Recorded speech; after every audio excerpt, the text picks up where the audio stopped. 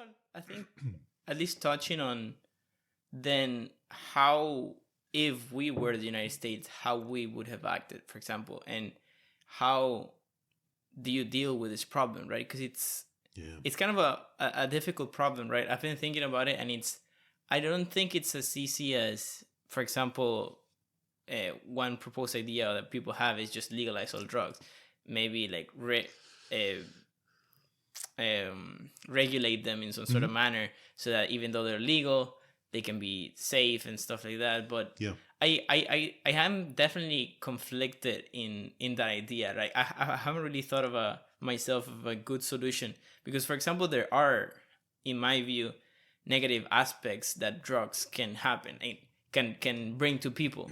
So it's difficult to really give them to people so that they behave as adults in a way and consume them in a adult way, because drugs, you just to have the argument, just to set the argument of why would you want even to do that, like, for example, coffee could be considered a drug, right? Of course, as your definition. So and it's even a legal drug. And alcohol, of course, has been legal, right? Because it's like minors cannot take it. You cannot take it while driving, right? So there has been some regulations. So how in your view do you think of these problems of I'm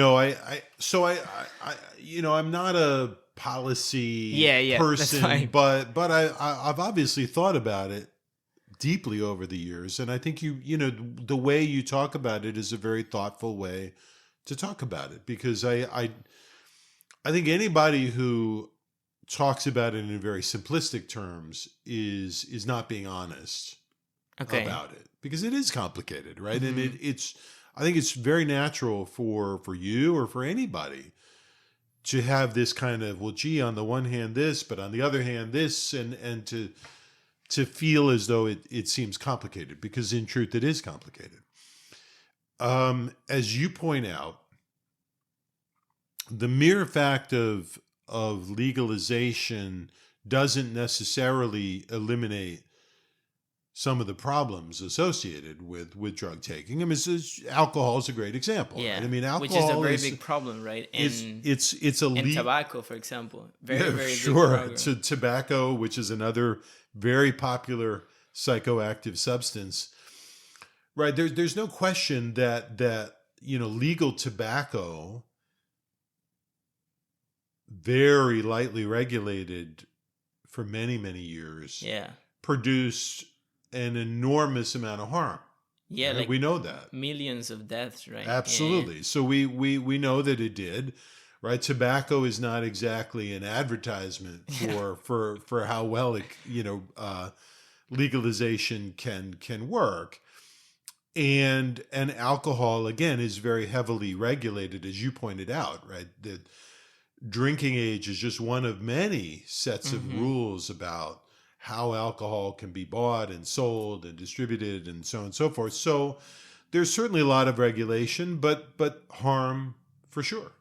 There are, people who are problem drinkers. There are people who drink too much in one night and have alcohol poisoning. Yeah, they can die, for sure. Absolutely. There are people who drink and drive and crash their cars or worse. And so certainly there are negative externalities to taking almost any substance. And legalization with regulation, they don't necessarily eliminate those. When we think about reforming drug laws, one of the easiest ways to think about it is to think about, or reforming drug policy. One of the easiest ways to think about it is to think about it like this, right? There are harms that are associated with drugs, okay? There are harms that are associated with drugs.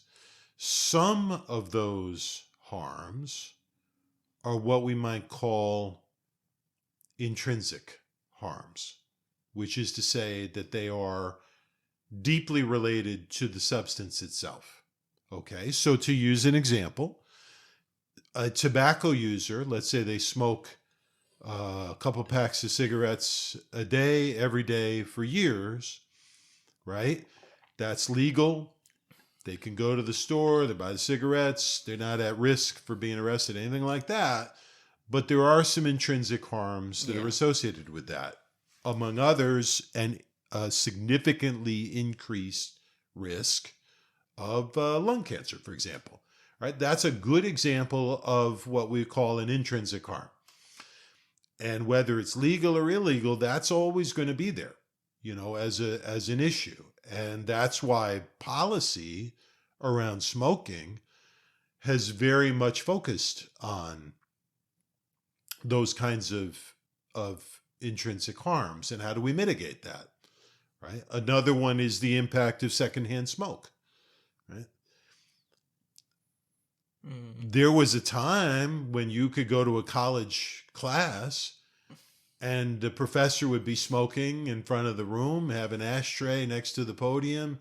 Maybe his students would too. I don't know. But these days, that's impossible to imagine, right? Because we have banned smoking. Let's say here at the University of Florida, you can't even smoke outdoors on campus. And that's all to try and mitigate the potential harm of secondhand smoke to other people.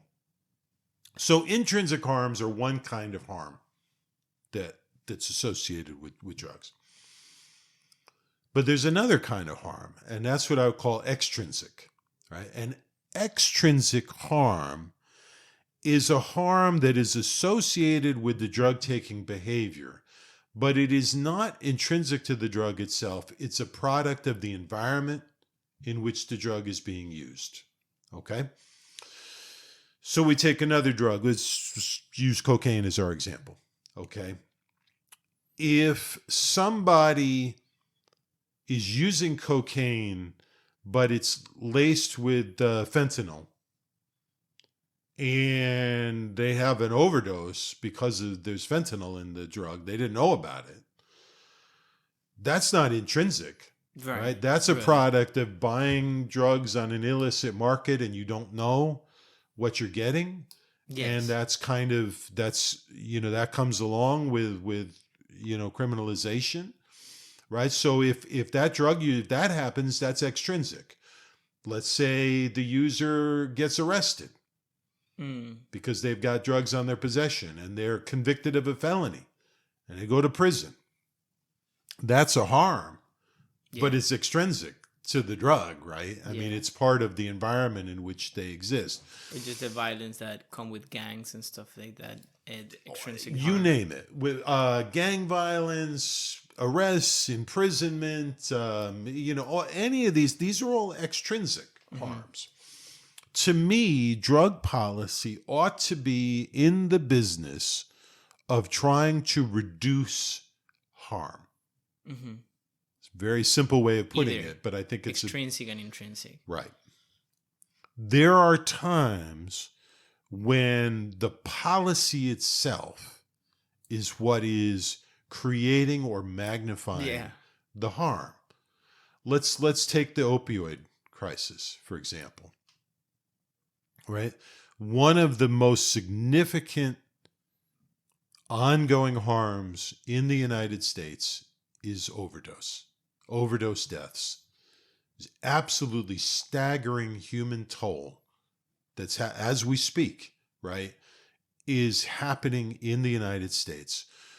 Overdose sounds like something intrinsic. And in some ways it is, right? I mean, the effect of, let's say, oxycodone, or other kinds of opioid drugs on the system is such that if you take enough, it will, your system will shut down, your respiration will be suppressed or shut down, and you will overdose and you will die. But it's also true that the environment in which users are consuming drugs can exacerbate greatly exacerbate the extent and the scope of overdose as a problem.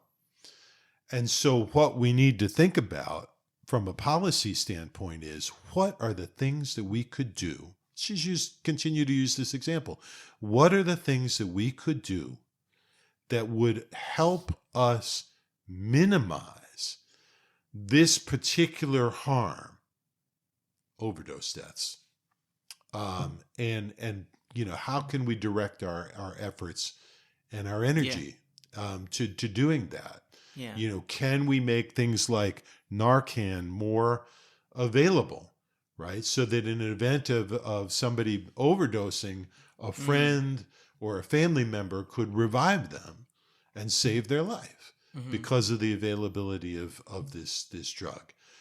Can we, for example, make fentanyl test strips more available to people, so that if you are a recreational cocaine user, you can test what you're using before you use it to see if there's fentanyl in it.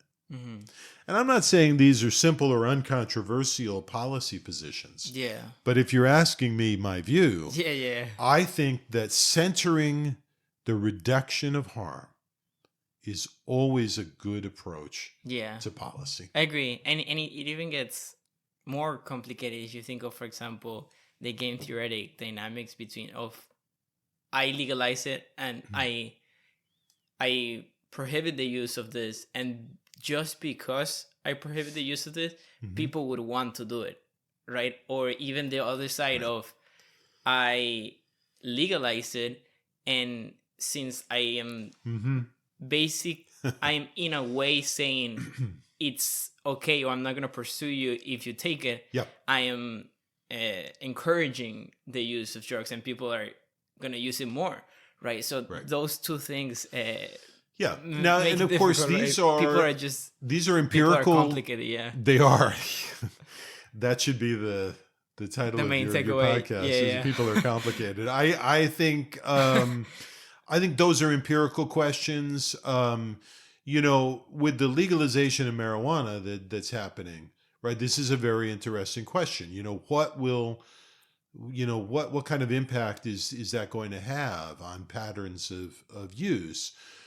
And I can't say that I'm an expert on it, so I don't want to affirm too much, but I would think that in states that have legalized marijuana, what you want to be looking at is, have we seen an increase in harms associated with the use of the drug? And are those increases in harms sufficient that they outweigh the reduction of harms that we've enjoyed from the legalization itself? Because let's be clear, right? The legalization of marijuana reduces all sorts of harms, right? Everybody who would have been arrested, charged with a crime, maybe charged with a felony, right? Who may have gone through the dislocation and the disruption of their lives because of that. All of the expenses that the state would have undertaken to arrest and to prosecute, and none of that's happening. Yeah. Right? That's a reduction in those harmful consequences. Absolutely. Plus, the state gets to tax the drug, and they make money off of the taxation. And so, in fact, not only are we not spending this money, but we're making more money.